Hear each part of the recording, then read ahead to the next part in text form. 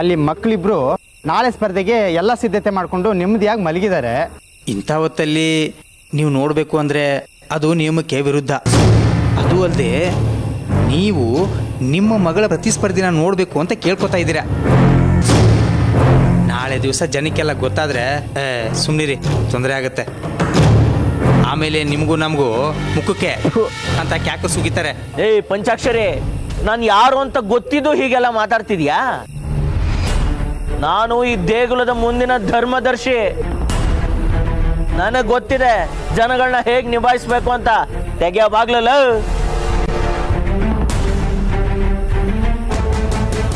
ನಾನು ತೆಗಿಯೋದು ಬರೀ ಮುಖ್ಯ ದ್ವಾರ ಅಷ್ಟೇ. ಆಮೇಲೆ ಒಳಗಡೆ ಹೋಗಕ್ಕೆ ನೀವೇ ಹುಡ್ಕೋಬೇಕು. ನಾನೇ ಒಳಗಡೆ ಬಂದು ಬಾಗಿಲನ್ನ ತೆಗೆದುಕೊಟ್ಟಿದ್ದು ಅಂತ ದೇಶಿಕರಿಗೆ ಏನಾದರೂ ಗೊತ್ತಾದರೆ ಆಮೇಲೆ ನನ್ನ ಕೆಲಸಕ್ಕೆ ಸಂಸ್ಕಾರ ಬರುತ್ತೆ. ಊರು ಬಿಟ್ಟೆ ಓಡಿಸ್ಬಿಡ್ತಾರೆ ಆಮೇಲೆ.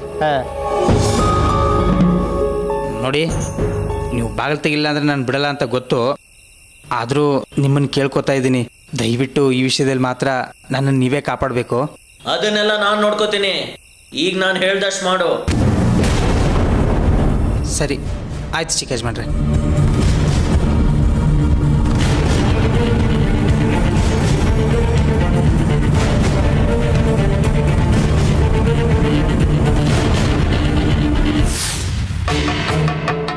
ಇವತ್ತು ಹಿರಣ್ಮಯಿಗೆ ಒಂದು ಗತಿ ಕಾಣಿಸ್ಲೇಬೇಕು. ಕನಸು ಮನಸ್ಸಲ್ಲಿ ಅವಳೇ ಕಾಡ್ತಾಳಲ್ಲ ನನ್ನನ್ನು.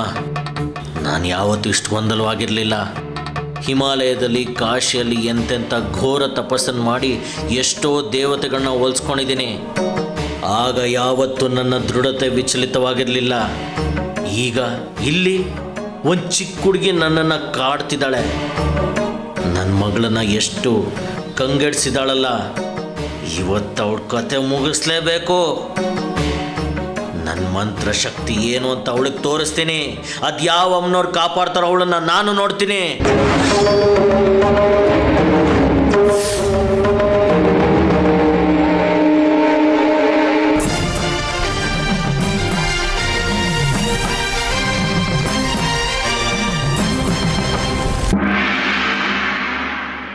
ನನ್ನನ್ನೇ ಹುಡುಕ್ತಿದ್ರಾ?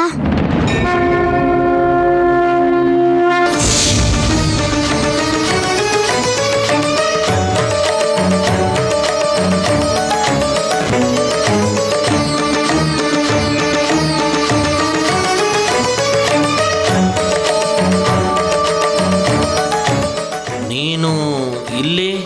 ನೀವು ಇಷ್ಟೊತ್ತಲ್ಲಿ ಇಲ್ಲಿ ನನ್ನನ್ನೇ ಹುಡ್ಕೊಂಬಂದಿದ್ದೀರಾ. ನಾನೆಲ್ಲಿರ್ಬಾರ್ದಾ? ಇವಳು ಸಾಮಾನ್ಯದವಳಲ್ವಲ್ಲ, ದೇವ್ರ ಮಗಳು. ಹಾಗೆ ಚಮತ್ಕಾರವಾಗಿ ಮಾತಾಡೋದನ್ನು ಕಲ್ತಿರ್ತಾಳೆ. ಅರ್ಥ ಆಯ್ತು ಬಿಡಿ, ನಿಮ್ಮ ಮನಸ್ಸಲ್ಲಿ ಏನಿದೆ ಅಂತ.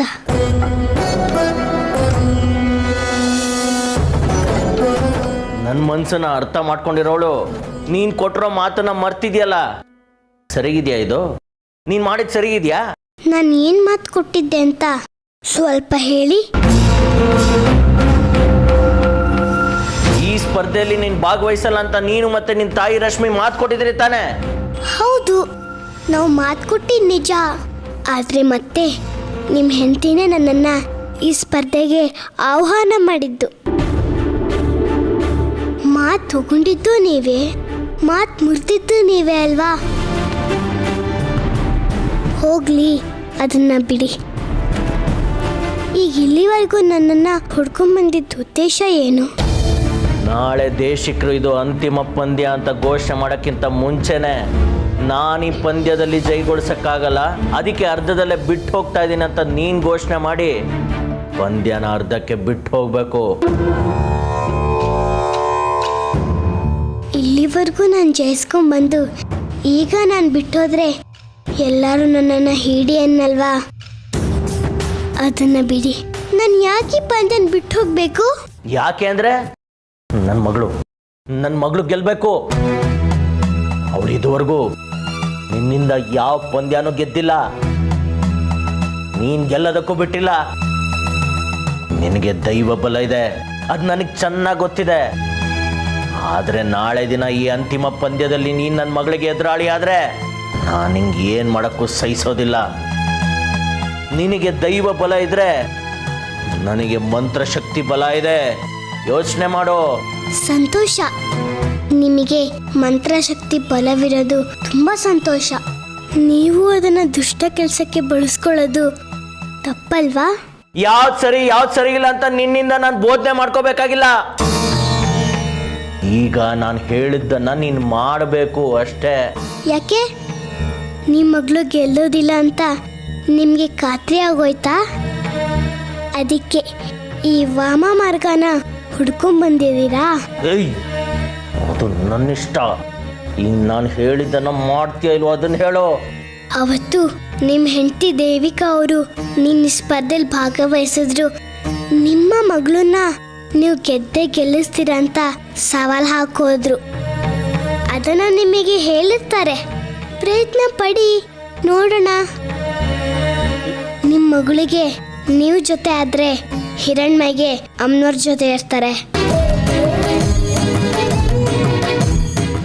ನಿಮ್ಮ ಅಮ್ಮನವ್ರ ಅನುಗ್ರಹ ಇದೆ ಅಂತಲ್ವಾ ನೀನಿಷ್ಟು ದುರಾಂಕಾರದಿಂದ ಮೆರಿತಿರೋದು? ನನ್ನ ಮಂತ್ರಶಕ್ತಿ ಮುಂದೆ ನಿಮ್ಮ ಅಮ್ಮನವ್ರ ಆಟ ಏನು ನಡೆಯೋದಿಲ್ಲ. ನಿನ್ನ ಪ್ರಾಣ ಹೋಗೋದಕ್ಕಿಂತ ಮುಂಚೆ ಅದನ್ನು ಎಚ್ಚರಿಸ್ಬಿಟ್ಟು ಹೋಗೋಣ ಅಂತ ಬಂದೆ. ನನ್ನ ಶಕ್ತಿ ಮುಂದೆ ನಿನ್ನ ಶಕ್ತಿ ಏನು ಮಾಡೋದಕ್ಕಾಗಲ್ಲ. ನೀನು ನನ್ನ ಮಗಳಿದ್ದಾಗೇನೆ, ಅದಕ್ಕೆ ತಾಳ್ಮೆಯಿಂದ ಹೇಳೋಗಕ್ಕೆ ಬಂದಿದ್ದೀನಿ. ಆಗ್ಲಿ, ನಾಳೆ ಬಾಲಾಂಬಿಕೆಯ ಒಂದೇ ಒಂದು ಸ್ಪರ್ಧೆ ಮುಗಿದ್ರೆ ನಿಮಗೂ ಮತ್ತೆ ಅಮ್ಮನವ್ರಿಗೂ ಒಂದೇ ಒಂದು ಸ್ಪರ್ಧೆ ಮಾಡೇ ಬಿಡೋಣ. ಆಗ ಅದೊಂದು ಸ್ಪರ್ಧೆಗೆ ಅರ್ಥ ಬರುತ್ತೆ. ನಾನು ಸುಲಭವಾಗಿ ಗೆದ್ಬಿಟ್ರೆ ಏನು ಮಹತ್ವ ಇರಲ್ಲ. ಹಾಗಾದ್ರೆ ನೀನ್ ನಾಳೆ ಸ್ಪರ್ಧೆಯಲ್ಲಿ ಇದ್ದೇ ಇರ್ತೀಯ. ನಾನು ಹೇಳಿದ್ದನ್ನ ಕೇಳಲ್ಲ ಅಲ್ವಾ? ಅಮ್ಮನವ್ರಿಚ್ಛೆ ಏನಿದೆಯೋ ಹಾಗೆ ಅಲ್ವಾ ಆಗೋದು. ಕೊನೆ ಸಲ ಹೇಳ್ತಿದ್ದೀನಿ ಹಿರಣ್ಮಯಿ, ನೀನು ಈ ಸ್ಪರ್ಧೆನ ಬಿಟ್ಕೊಟ್ರೆ ನಿನ್ಗೂ ಒಳ್ಳೇದು, ನಿನ್ನ ಕುಟುಂಬಕ್ಕೂ ಒಳ್ಳೇದು. ಇಲ್ಲಾಂದ್ರೆ ನನ್ನ ಕೋಪಕ್ಕೆ ಗುರಿಯಾಗಿ ನೀವೆಲ್ಲ ಸರ್ವನಾಶ ಆಗ್ಬಿಡ್ತೀರಾ. ನೀವು ಮಾಯಾ ಮಂತ್ರಗಳನ್ನೆಲ್ಲ ಪ್ರಯೋಗಿಸಿ ನಿಮ್ಮ ಮಗಳನ್ನ ಗೆಲ್ಸಕ್ಕಾಗಲ್ಲ. ಸುಮ್ಮನೆ ಸಮಯನ ಎಲ್ಲೇ ವ್ಯರ್ಥ ಮಾಡಬೇಡಿ. ಹೋಗಿ ನಾಳೆ ದಿನ ಏನೇನು ಕುತಂತ್ರ ಮಾಡಬೇಕು ಅಂತ ಸ್ವಲ್ಪ ಯೋಚಿಸಿ. ಅನ್ಭವಿಸ್ತೀಯ ನನ್ನ ಮಾತನ್ನ ಕೇಳದೆ ಇರೋದಕ್ಕೆ. ನಾಳೆ ದಿನ ಎಷ್ಟು ಪಶ್ಚಾತ್ತಾಪ ಪಡ್ತೀಯ ನಿನ್ ಗೊತ್ತಾ?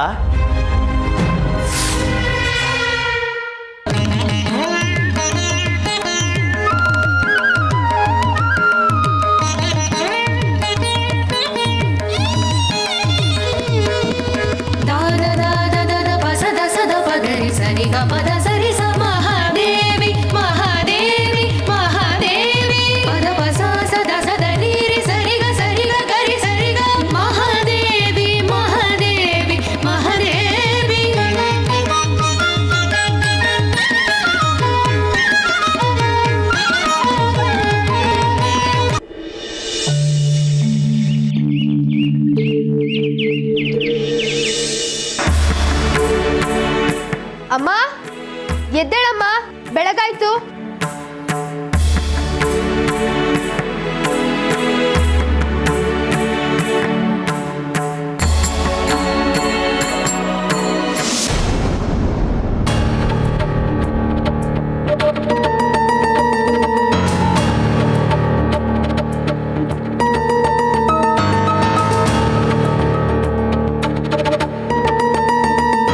ನಿನ್ನೆ ರಾತ್ರಿ ನನ್ನ ಕಣ್ಮುಂದೆನೆ ಮದ್ದು ಹಾಕಿರೋ ಹಾಲನ್ನ ಕುಡ್ದಿದ್ದಾಳೆ. ಅಂದ್ರೆ ಆ ಮದ್ದು ಕೆಲಸ ಮಾಡಿರತ್ತೆ. ನನಗೆ ಹೇಗೆ ಗೊತ್ತಾಗತ್ತೆ ಇವಳು ವಶೀಕರಣ ಆಗಿದ್ದಾಳೋ ಇಲ್ವೋ ಅಂತ? ಹೇಗೆ ಕಂಡು ಹಿಡಿಯೋದು ಇವಳು ನನ್ನ ಕೈಗೊಂಬೆ ಆಗಿದ್ದಾಳೋ ಇಲ್ವೋ ಅಂತ? ನೋಡೋಣ, ಹೇಗಾದರೂ ಮಾಡಿ ಅದನ್ನ ಕಂಡು ಹಿಡಿಲೇಬೇಕು.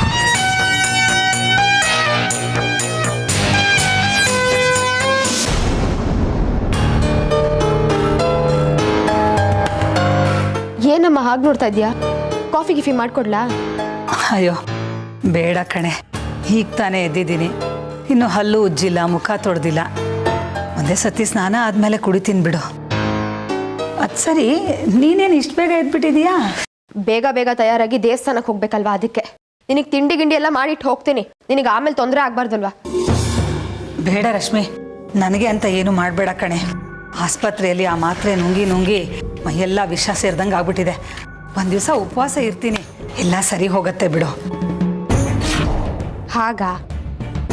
ಆಯ್ತಮ್ಮ, ಇನ್ಮೇಲೆ ನೀನು ಹೇಗೆ ಹೇಳ್ತೀಯೋ ಹಾಗೆ. ಅರೇ, ನಾನು ಹೇಳ್ದಾಗೆ ಕೇಳ್ತಿದ್ದಾಳೆ. ಇಲ್ಲ ಅಂದಿದ್ರೆ ಬಲವಂತ ಮಾಡಿ ಏನಾದರೂ ಮಾಡಿರೋಳು.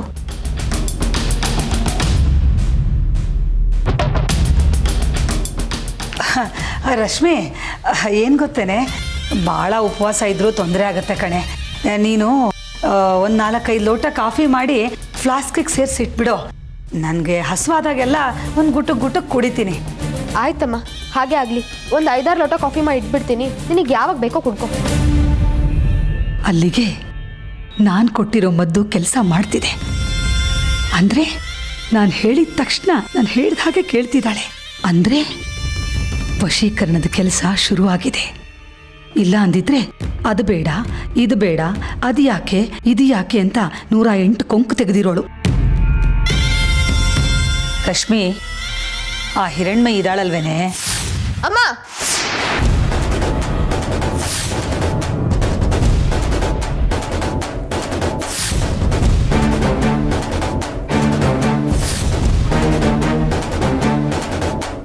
ಏನಾಗಿದೆ ನಿನ್ಗೆ? ಎಷ್ಟು ಸತಿ ಹೇಳಿದೆ ನಾನು ನಿಂಗೆ, ನನ್ನ ಮಗಳು ಹಿರಣ್ಮಯಿ ತಂಟೆಗೆ ಬರಬೇಡ ಅಂತ.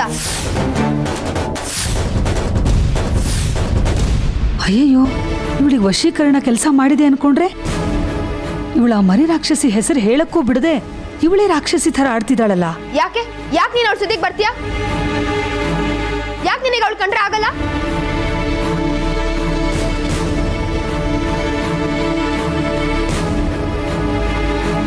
ಅಲ್ವೇ ರಶ್ಮಿ, ಹಿರಣ್ಮಯಿ ಅವಳ ಹೆಸರು ಎತ್ತಬೇಡ. ಅವಳ ಹೆಸರು ಹೇಳೋ ಯೋಗ್ಯತೆನೂ ನಿನಗಿಲ್ಲ. ಮತ್ತೆ ನೀನು ಅವಳ ಮೇಲೆ ಏನಾದ್ರೂ ಕುತಂತ್ರ ಮಾಡೋದಕ್ಕೆ ನೋಡಿದ್ಯೋ, ಈ ಸರ್ತಿ ನಾನು ಸುಮ್ಮನಿರಲ್ಲ. ನಿನಗೊಂದು ಗತಿ ಕಾಣಿಸ್ಬಿಡ್ತೀನಿ. ಥು, ಇಂಥ ಕೆಲಸ ಮಾಡೋದಕ್ಕೆ ನಿನ್ನ ಮನೆಗೆ ಏನಾದ್ರೂ ನೆಪ ಮಾಡ್ಕೊಂಡ್ ಬರ್ತೀಯಾ? ನನ್ನ ಗಂಡ ಯಾವಾಗ್ಲೂ ಹೇಳ್ತಾನೆ ನಿನ್ನ ತಾಯಿನ ನಂಬೇಡ ಅಂತ. ಆದ್ರೆ ನಾನು ತಾಯಿನೇ ದೇವ್ರು ಅಂತ ನಿನ್ನ ಇಲ್ಲಿ ಕರ್ಕೊಂಡ್ ಬಂದಿದ್ದೀನಿ. ಇನ್ನೂ ಏನ್ ಯೋಚನೆ ಮಾಡ್ಕೊಂಡು ಕೂತಿದ್ಯಾ? ನಿನ್ನ ನಮ್ಮ ಮನೆ ಒಳಗೆ ಬಿಟ್ಕೊಂಡಿದೆ ತಪ್ಪು. ಹೊರಡು ಇಲ್ಲಿಂದ. ಅಲ್ವೇ ರಶ್ಮಿ, ನಾನೀಗ ಏನು ಹೇಳಿದೆ ಅಂತ ನೀನು ಈ ಥರ ಮಾತಾಡ್ತಿದೀಯ? ಪಾಪ ಹಿರಣ್ಮಯಿ ತಾಯಿ ಇಲ್ಲದ ತಬ್ಲಿ. ನಾನೀಗ ಬದಲಾಗಿದ್ದೀನಿ ಕಣೆ. ಅದಕ್ಕೆ ಆ ಮಗು ಇವತ್ತು ಸ್ಪರ್ಧೆಯಲ್ಲಿ ಗೆಲ್ಲಿ ಅಂತ ಅಮ್ಮನವ್ರಿಗೊಂದು ಪೂಜೆ ಮಾಡಿಸು ಅಂತ ಹೇಳಕ್ ಹೊರಟೆ. ನೀನು ನೋಡಿದ್ರೆ ನನಗೆ ಬಾಯಿಗೆ ಬಂದಂಗೆಲ್ಲ ಬೈತಾ ಇದೀಯ. ಹೋಗ್ಲಿ ಬಿಡಮ್ಮ, ನಾನು ನಿಮ್ಮ ಬಗ್ಗೆ ಒಳ್ಳೇದು ಹೇಳಿದ್ರು ಇನ್ನು ನಿಮಗೆ ನನ್ನ ಮನಸ್ಸಲ್ಲಿ ದ್ವೇಷ ಇದೆ ಅಂತ ಅನಿಸ್ತಾ ಇದೆ. ನಾನು ಆಸ್ಪತ್ರೆಯಲ್ಲೇ ಸತ್ತೋಗಿದ್ರೆ ಚೆನ್ನಾಗಿರ್ತಿತ್ತು ಕಣೆ. ಇವತ್ತು ನಿನ್ನ ಹತ್ರ ಈ ಥರ ಎಲ್ಲ ಹೇಳಿಸ್ಕೋಬೇಕಾಗಿರ್ಲಿಲ್ಲ. ಇನ್ಮೇಲೆ ನಿನ್ನ ಮುಖಾನು ನೋಡಲ್ಲ, ನಿಮ್ಮ ಮನೆ ಕಡೆ ತಲೆನೂ ಹಾಕಲ್ಲ, ಹೊಟ್ಟೋಗ್ತೀನಿ ಕಣೆ. ಅಮ್ಮ, ನನಗೆ ಕ್ಷಮಿಸ್ಬಿಡಮ್ಮ. ಅದು ನೀನು ಇಷ್ಟು ದಿವಸ ಅವಳ ಜೊತೆ ನಡ್ಕೊಂಡಿರೋ ರೀತಿಯಿಂದ ನಿನ್ನ ಬಾಯಲ್ಲಿ ಅವಳ ಹೆಸರು ಕೇಳಿದ್ರೆ ನೀನು ಅವಳ ಬಗ್ಗೆ ಏನೋ ಚಾಡಿ ಹೇಳಕ್ ಬಂದಿದ್ಯಾ ಅಂತ ಅನ್ಸುತ್ತೆ. ತಪ್ಪೆಲ್ಲ ನಂದೆ ಕಣಮ್ಮ. ಪೂರ್ತಿ ನಿನಗೆ ಮಾತಾಡಕ್ ಬಿಡದೆ ಬಾಯಿಗೆ ಬಂದಂಗೆ ಮಾತಾಡ್ಬಿಟ್ಟೆ. ಯಾವುದನ್ನು ನಿನ್ನ ಮನಸ್ಸಲ್ಲಿ ಇಟ್ಕೊಂಬೇಡಮ್ಮ. ಕ್ಷಮಿಸ್ಬಿಡು ನಿನ್ನ ಮಗಳನ್ನ. ಆಯಿತು ಬಿಡು, ಎಲ್ಲ ನನ್ನ ಕೆಟ್ಟ ಗಳಿಗೆ. ನಿಮ್ಮ ಮನಸ್ಸು ಸರಿ ಹೋಗಲಿ, ಆಮೇಲೆ ನನ್ನನ್ನು ಒಪ್ಕೊಳ್ವಿರಂತೆ. ಎಲ್ಲೂ ಹೋಗಲ್ಲ, ಇಲ್ಲೇ ಇರ್ತೀನಿ. ಅಯ್ಯೋ, ಒಲೆ ಮೇಲೆ ಹಾಲಿಟ್ಟಿದ್ದೀನಿ, ಒಂದು ನಿಮಿಷ ಬಂದೇ ಇರು. ಅಬ್ಬಾ, ಸದ್ಯ ಬದುಕೊಂಡೆ. ಇವಳು ವಶೀಕರಣ ಆಗಿದ್ದಾಳೆ ಅನ್ಕೊಂಡು ನಾನೇನೇನಾದ್ರೂ ವಿಚಾರಿಸ್ಕೊಂಡ್ಬಿಟ್ಟಿದ್ರೆ ಈಗ ಅವಳು ಬೈದಿರೋದೇ ನಿಜ ಆಗಿ ನನ್ನನ್ನು ಕತ್ತಿಡ್ದು ಆಚೆ ದಬ್ಬಿರೋಳು. ಅಂದ್ರೆ ಆ ಮಂತ್ರವಾದಿ ಸುಳ್ಳು ಹೇಳಿ ನನಗೆ ಮದ್ದು ಕೊಟ್ನ. ಇವನು ನಕಲಿ ವೈದ್ಯರ ಹಾಗೆ ನಕಲಿ ಮಂತ್ರವಾದಿ. ಛೇ, ಆಗ್ಲಿ, ವಿಚಾರಿಸ್ಕೋತೀನಿ ಅವನ್ನ. ಎಲ್ಲರಿಗೂ ನಮಸ್ಕಾರ. ಇದು ಬಾಲಾಂಬಿಕೆ ಆಗುವಂಥ ಮಕ್ಕಳಿಗೆ ಅಂತಿಮ ಸ್ಪರ್ಧೆ. ಕಠಿಣ ಸ್ಪರ್ಧೆ. ಬಾಲಾಂಬಿಕೆ ಆಗುವಂಥ ಮಕ್ಕಳು ಇಲ್ಲಿ ಬೆಂಕಿಕೊಂಡವನ್ನು ಹಾಯಬೇಕಾಗುತ್ತೆ.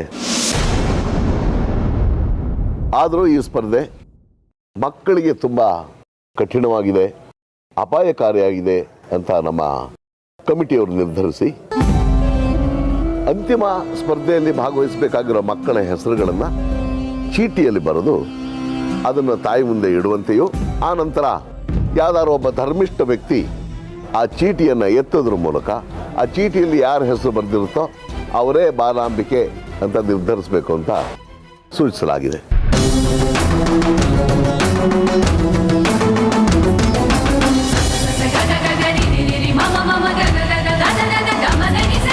ಇದನ್ನ ನಾನು ಒಪ್ಪೋದಿಲ್ಲ ದೇಶಿಕ್ರೆ. ಪಂದ್ಯ ಏನಿದೆಯೋ ಹಾಗೆ ನಡೀಲಿ. ಚೀಟಿ ಎತ್ತೋದ್ರಲ್ಲಿ ಮೋಸ ಆಗ್ಬೋದು. ಈವರೆಗೆ ನಡೆದ ಎಲ್ಲ ಸ್ಪರ್ಧೆಗಳಲ್ಲೂ ನನ್ನ ಮಗಳು ಸರಿ ಸಮಾನವಾಗಿ ಗೆದ್ದಿದ್ದಾಳೆ. ಈ ಕಡೆ ಪಂದ್ಯ ಕೂಡ ಹಾಗೆ ನಡೀಲಿ. ಚೀಟಿ ಪಾಟಿ ಎತ್ತೋದೆಲ್ಲ ಬೇಕಾಗಿಲ್ಲ.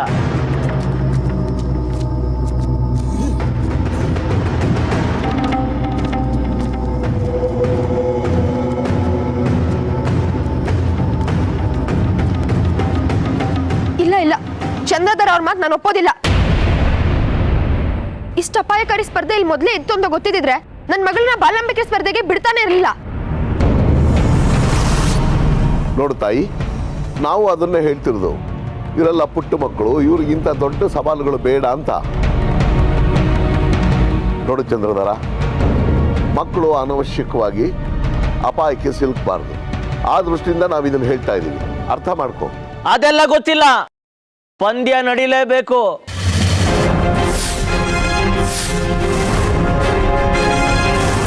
ಚಂದ್ರಧರ, ಸುಮ್ಮನೆ ಹಠ ಮಾಡಬೇಡ. ಮಕ್ಕಳಿಗೆ ಏನಾದರೂ ಹೆಚ್ಚು ಕಡಿಮೆ ಆದ್ರೆ ಆಮೇಲೆ ಜವಾಬ್ ಹೇಳಬಹುದು ಯಾರು? ಪಂದ್ಯ ರದ್ದಾಗಿಲ್ಲ, ಪಂದ್ಯ ನಡೆಯುತ್ತೆ. ಆದರೆ ಪಂದ್ಯದ ರೂಪುರೇಷೆ ಬದಲಾಗಿದೆ ಅಷ್ಟೇ. ಆಯ್ತು, ಮಕ್ಕಳನ್ನೇ ಕೇಳೋಣ. ಅವ್ರೊಪ್ಪಿದ್ರೆ ಆಯ್ತಲ್ವಾ? ಸೌಗಂಧಿ, ಈ ಸ್ಪರ್ಧೆಗೆ ನಿಂಗೆ ಒಪ್ಪಿಗೆ ಇದೆಯಾ?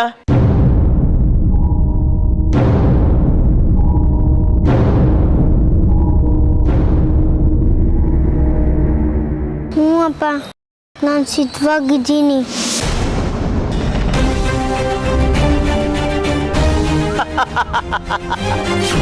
ದೇಶಿಕ್ರೆ, ಈ ಸ್ಪರ್ಧೆಗೆ ನನ್ನ ಮಗಳು ಸಿದ್ಧ. ಅವ್ರಿಗೆ ಹೆದರಿಕೆ ಶುರು ಆಗಿರ್ಬೇಕು. ಎಷ್ಟೇ ಇದ್ರು ಅಮ್ಮನವ್ರ ಮಗಳಲ್ವಾ ಹಿರಣ್ಮಯಿ. ನಡಿಲಿ ಕೊಂಡದ್ಮೇಲೆ ಕಾಪಾಡ್ಲಿ ಆ ಮಹಾತಾಯಿ ಬಂದು. ನಿಮ್ಮ ಮಗಳ ಮೇಲೆ ನಿಮ್ ನಂಬಿಕೆ ಇಲ್ಲ ಅಂದ್ರೆ ಕರ್ಕೊಂಡೋಗ್ರಿ ಮನೆಗೆ. ದೇಶಕ್ರೆ, ನನ್ನ ಮಗಳು ಪ್ರಾಣಪಣಕ್ಕಿಟ್ಟು ಬಾಲಾಂಬಿಕೆ ಆಗೋದೇನು ಬೇಕಾಗಿಲ್ಲ.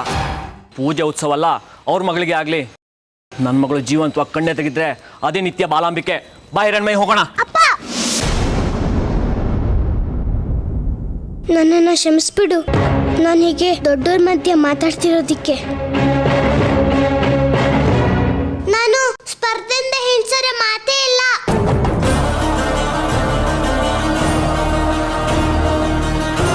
ನಾನು ಬೆಂಕಿ ಕೊಂಡನ ದಾಟಿ ಬಾಲಂಬಿಗೆ ಆಗೇ ಆಗ್ತೀನಿ.